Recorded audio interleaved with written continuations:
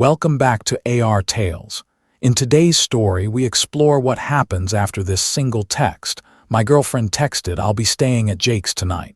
Don't wait up." As you listen, notice the exact moment where you think the relationship was already over, even if he had stayed.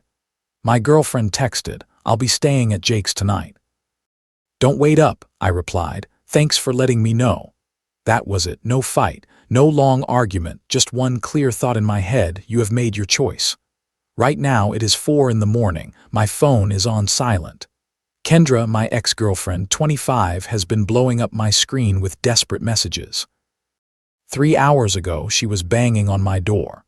2 hours ago, she was crying outside Jake's apartment. Now, she is at a friend's place, finally learning what consequences looks like. Let me rewind to yesterday afternoon. We had been together for 2 years, living together for 8 months in my apartment. Lately, things had been off. She pulled her phone away when I walked by. She worked late a lot. She was always on edge when she got a message. Most of us know what those signs mean. We just tell ourselves a nice story so we do not have to say it out loud. Kendra had this work friend named Jake. She swore he was just a colleague, even though he commented heart emojis under all her photos and texted her at midnight about work. Yesterday at 6 p.m., I was in the kitchen making dinner for us when my phone buzzed. "Kendra, hey, going to stay at Jake's tonight. Don't wait up." That was how she phrased it. No question, no context, just a statement. I texted back, "Thanks for letting me know." No other reply. No argument. On the outside, I looked calm. On the inside, something clicked into place. If you can casually tell your partner you are staying at another man's place overnight, you are not confused, you are already gone. She sent 3 more texts saying I was being weird, explaining that it was for work, that they were just working on a project, that I should not be dramatic. I ignored them. Here is the important detail. She moved into my apartment. She did not pay rent at all. The deal was that she would save for her student loans. Her name was not on the lease. I covered rent, utilities, groceries, everything. She put in maybe $200 a month when she remembered. I was okay with it because I loved her and I make decent money as a software developer. But if she wanted to stay at Jake's, then Jake could be her new safety net. I turned off the stove, put the half-prepped dinner aside, and got to work. First stop was our bedroom. I pulled out boxes from the closet and started packing her things. Every piece of clothing folded and sorted. Her makeup, toiletries, hair tools carefully wrapped and placed in their own box. Her jewelry, accessories, shoes, all organized. I even stripped her pillowcase and folded it neatly. I grabbed her phone charger she always forgot and her favorite coffee mug. I wanted there to be no excuse about "you kept my stuff." I did not throw anything. I did not break anything. I treated it like a calm move-out day. Sometimes the quiet responses are the loudest answers. By 10 p.m., I had filled 8 large boxes and 2 suitcases. I loaded everything into my car. I already had Jake's address from a month earlier when she had me drop her off for a team meeting at his place. 20-minute drive. I pulled up to his building around 1030. It had a secure entrance, but someone was leaving and held the door for me. I said thanks and walked in like I belonged. I found his unit on the 3rd floor. I could hear music and laughter inside.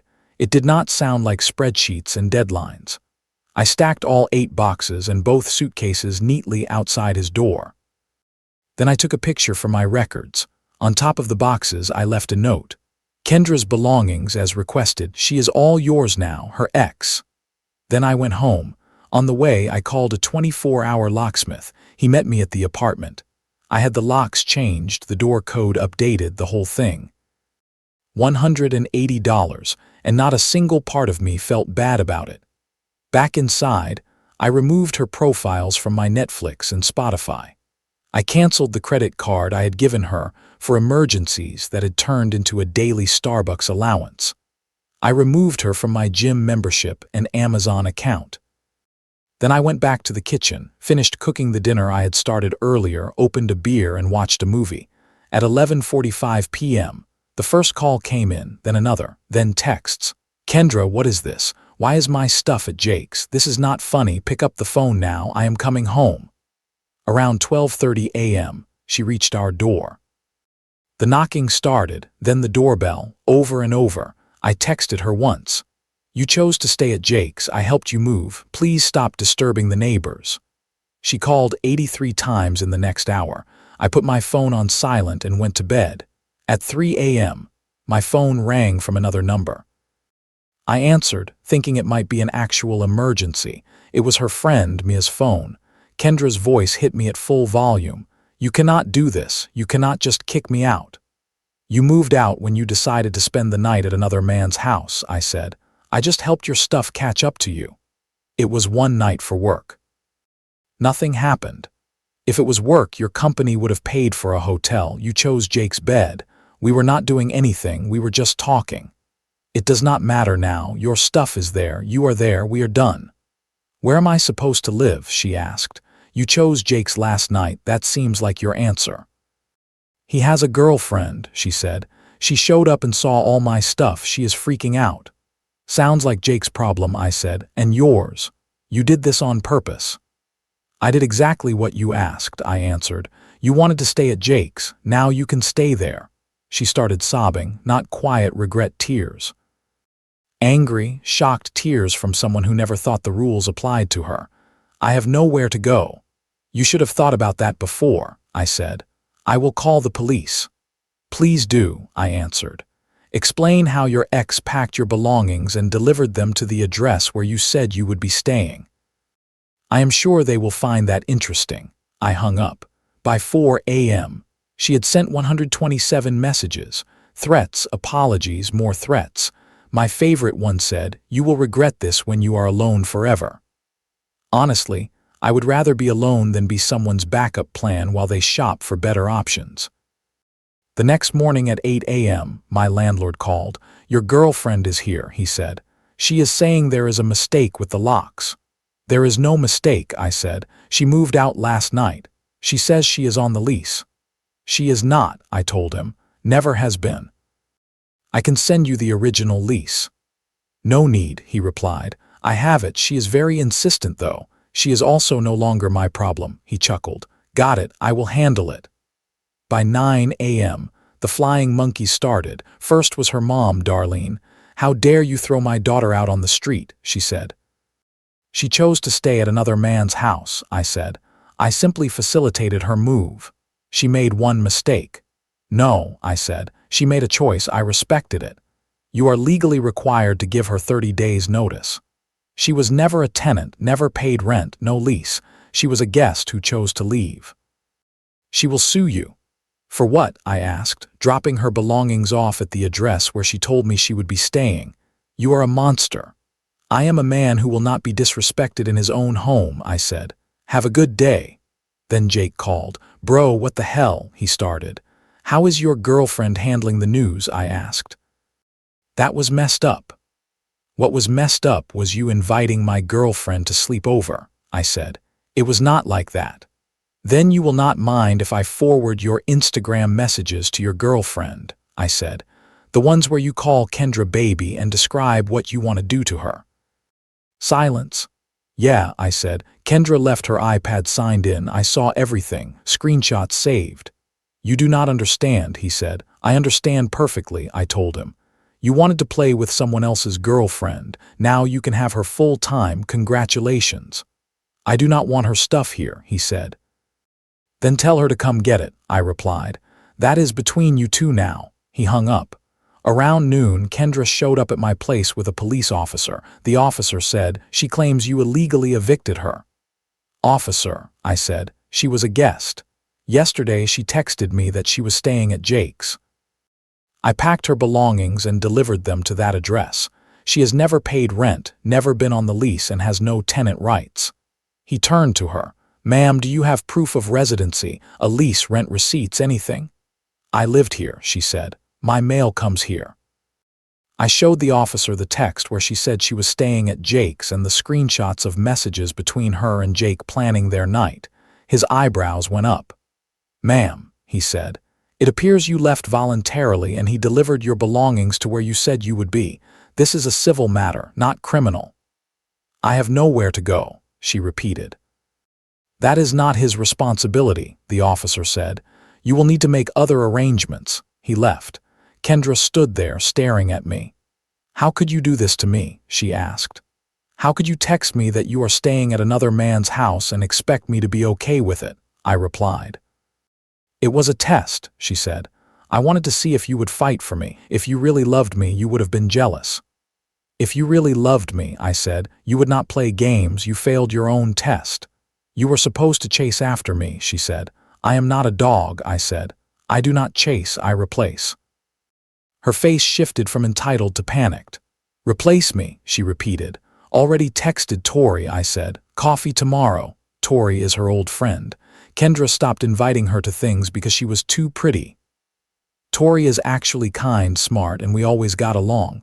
You would not, she said. I just looked at her. She started crying harder in the hallway. I will tell everyone you are abusive, she said. Go ahead, I answered. I will share the screenshots of you and Jake planning your little sleepover while you were living here.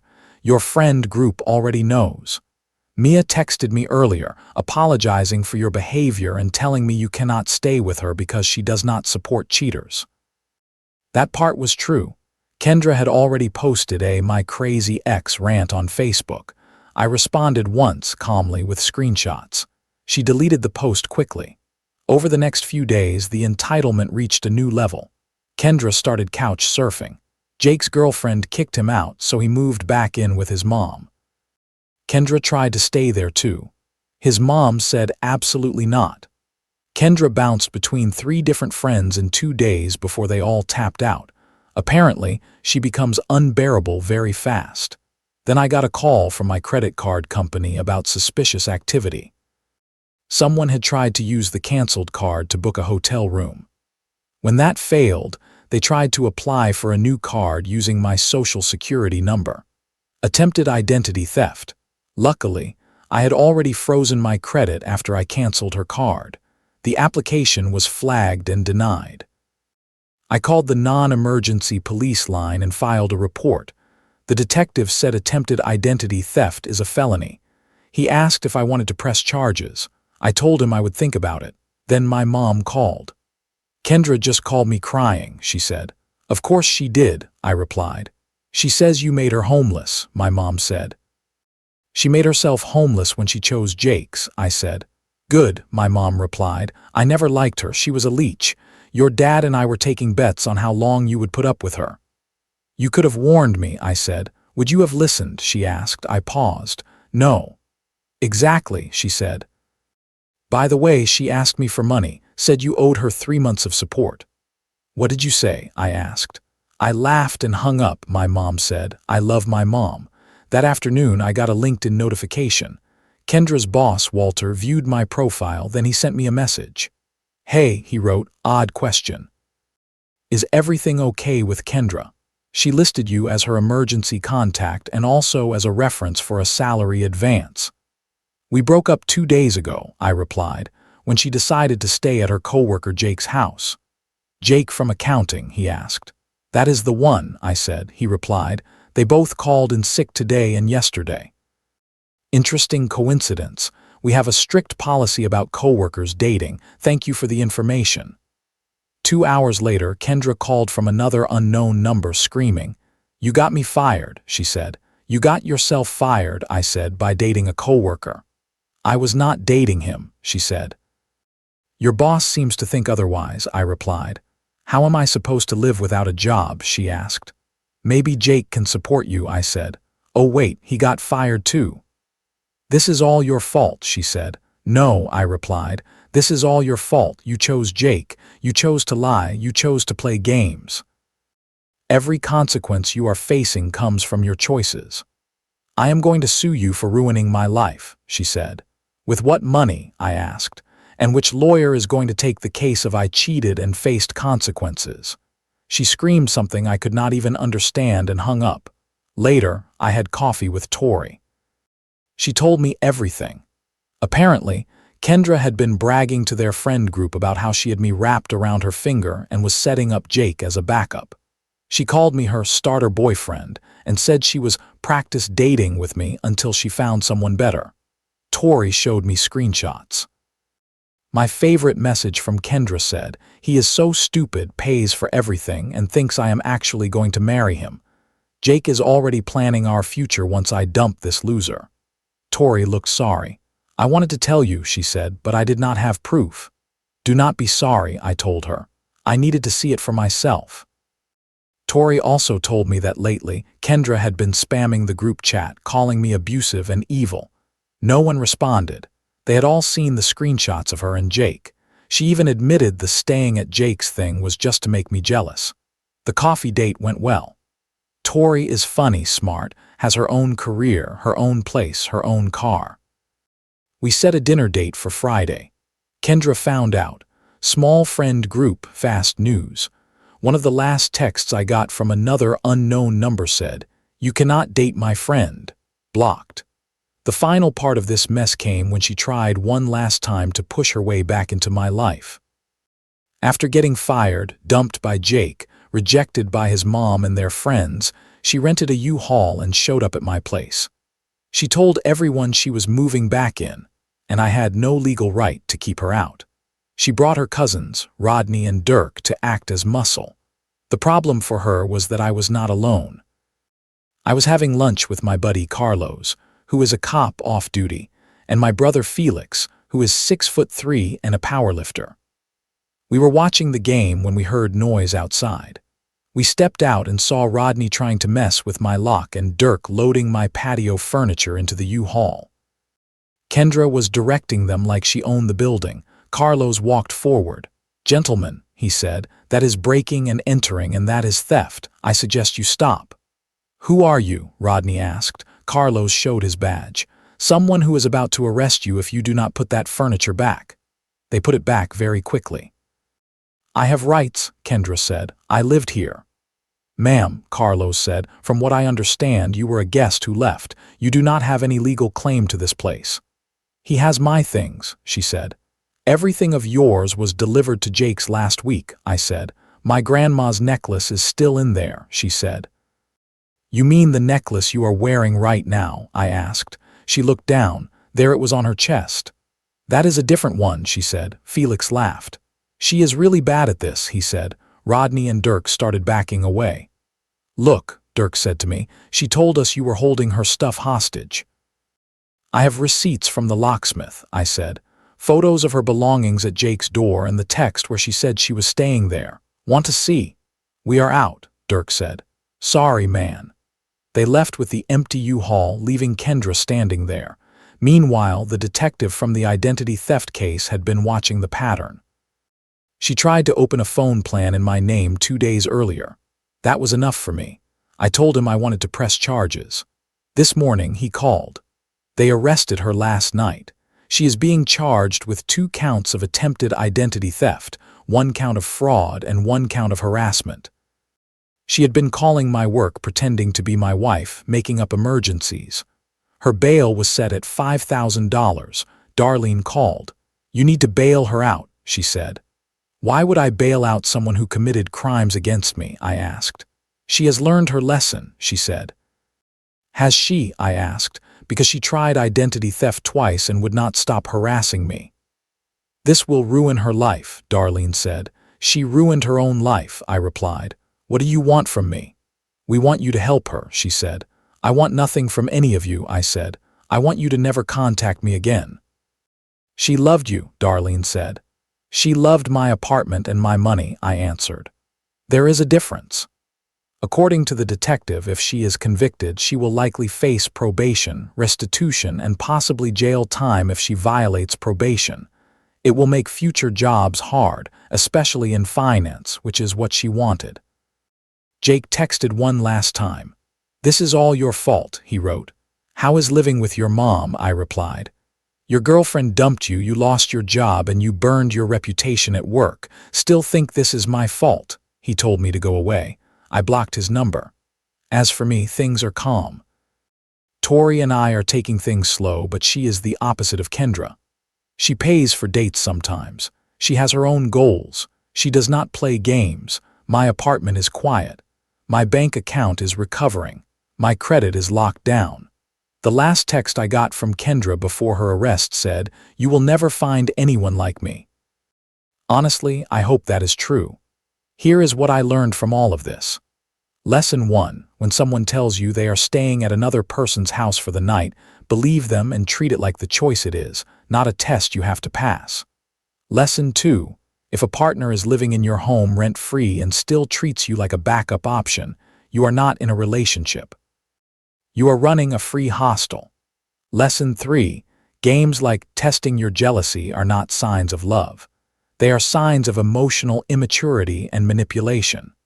Lesson 4. You are not responsible for saving someone from the natural consequences of their own choices, especially when those choices include cheating and fraud. Lesson 5.